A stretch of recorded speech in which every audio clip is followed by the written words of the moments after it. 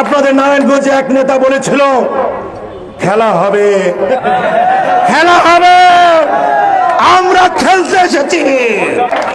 শামীম ওসমান সহ সারা বাংলাদেশের আওয়ামী সন্ত্রাসীদের হত্যার নির্যাতনের বিচার বাংলার মাটিতে করেই ছাড়ব। শেখ হাসিনা মনে করেছিল সারা জীবন ক্ষমতায় থাকবে। যে নেত্রী বলেছিল আমি শেখের বেটি কখনো পালাই না, সেই নেত্রী 4 দিনের আন্দোলনের মাথায় পালিয়ে চলে গেছে। খুনি হাসিনার ফাঁসি চাই, ফাঁসি ফাঁসি ফাঁসি চাই, শামীম ওসমানের ফাঁসি চাই, ফাঁসি ফাঁসি ফাঁসি চাই। বক্তব্য 18 বছর দিয়েছি, 18 বছর ধরে রাজপথে স্লোগান করেছে, 18 বছর ধরে মিথ্যা মামলায় সারা বাংলাদেশের অসংখ্য বিএনপি নেতা কর্মীরা কারাগারে ছিল। অনেক নেতা কর্মীকে গুম করা হয়েছে, হত্যা করা হয়েছে। সেই 18 বছরের পর 5ই আগস্ট দ্বিতীয়বারের মতো বাংলাদেশ স্বাধীন হয়েছে। স্বাধীন করেছে কারা? এদেশের ছাত্র জনতা ঐক্যবদ্ধ আন্দোলনে। আর বিশেষ ভূমিকা রেখেছেন বৃহত্তর নারায়ণগঞ্জের মানুষ। নারায়ণগঞ্জের সকল পর্যায়ের নেতা কর্মীদেরকে আমি আপনাদেরকে স্যালুট জানাই। এই আপনাদের নারায়ণগঞ্জে এক নেতা বলেছিল খেলা হবে, খেলা হবে, আমরা খেলতে এসেছি, আমরা খেলতে এসেছি। কোথায় আপনি? আপনার চেহারা তো এখন দেখা যাচ্ছে না। অনেক মায়ের বুক খালি করেছেন, অনেক নেতাকে নির্যাতন করেছেন। এর কড়াই গন্ডা হিসাব বাংলার মাটিতে এই সরকার ক্ষমতায় আসলে অবশ্যই অবশ্যই নেওয়া হবে। এখন এই দেশটা কিন্তু আপনাদের সন্ত্রাস মুক্ত এখনো হয় নাই। আপনাদেরকে সাবধান করে আপনারা সকল ঐক্যবদ্ধভাবে পাহারা দিতে হবে, যেন ওই আওয়ামী দোসর কুচক্রিমল, ওই সন্ত্রাসী শামীম ওসমানের গঙ্গেরা আর এই নারায়ণগঞ্জের মাটিতে পা ফেলতে না পারে। আপনাদের ঐক্যবদ্ধভাবে আগামী যে নির্বাচন হবে, এই তত্ত্বাবধায়ক সরকার, নির্দলীয় সরকার একটি নিরপেক্ষ নির্বাচন উপহার দিবে। সেই নির্বাচনে ইনশাআল্লাহ বিএনপি ক্ষমতায় আসবে এবং আমরা ক্ষমতায় আসলে শামীম ওসমান সহ সারা বাংলাদেশের আওয়ামী সন্ত্রাসীদের হত্যার নির্যাতনের বিচার বাংলার মাটিতে করেই ছাড়ব। আমি রাজপথে স্লোগান দিয়েছি 18 বছর।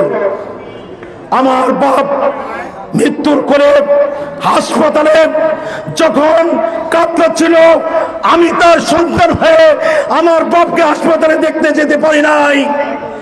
আমার মতো অসংখ্য সন্তানেরা তার মা মারা গেছে, জানাজা দিতে পারে নাই। অনেক পিতা মারা গেছে, বাপের জানাজা দিতে পারে নাই।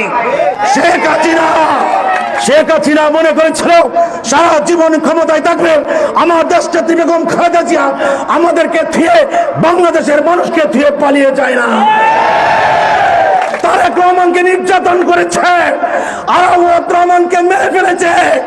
তারেক রহমানের নির্যাতনের খালেদা জিয়ার ফোনে তার কান্না শোনায়েছে, বলেছে আপনি দেশ থেকে চলে যান, আপনার ছেলেকে নির্যাতন করা হবে না। খালেদা জিয়া বলেছেন না, বাংলাদেশের মানুষকে থুয়ে আমি এদেশ ছেড়ে যাব না, আমার সন্তানকে মেরে ফেলে দিলেও আমি যাব না। খালেদা জিয়া আপনাদেরকে থুয়ে আমাদেরকে দিয়ে যায় নাই।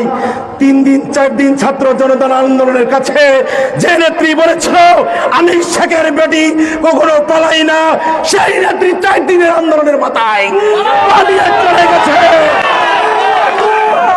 এদেশের যারা আওয়ামী লীগ করে সেই আওয়ামী লীগের নেতা কর্মীদের কোথায় রেখে গেলেন? আপনারা যারা নির্যাতন করেছেন, নুরা নেতৃত্বে খুন করেছেন, আপনার এখন কি হবে? আপনার নেতৃত্ব কোথাও নাই, পালিয়ে গেছে। তা আসুন আমরা এই বিজয়কে ধরে রাখার জন্য আগামীতে ঐক্যবদ্ধভাবে আমরা সকল ষড়যন্ত্র মোকাবেলা করব।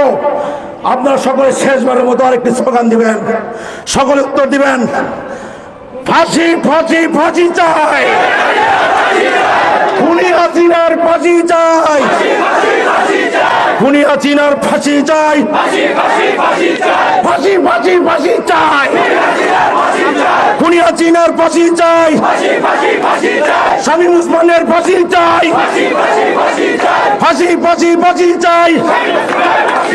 শামীম ওসমানের ফাঁসি চাই, তারেক রহমান বীরের বেশে আসবে ফিরে বাংলাদেশে, তারেক রহমান বীরের বেশে।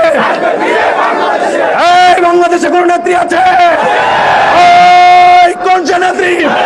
খালেদা জিয়া, খালেদা, তারেক রহমান, তারেক নারায়ণগঞ্জের মাটি, কৃষক দলের ঘাটি, ফতুল্লার মাটি, কৃষক দলের ঘাটি।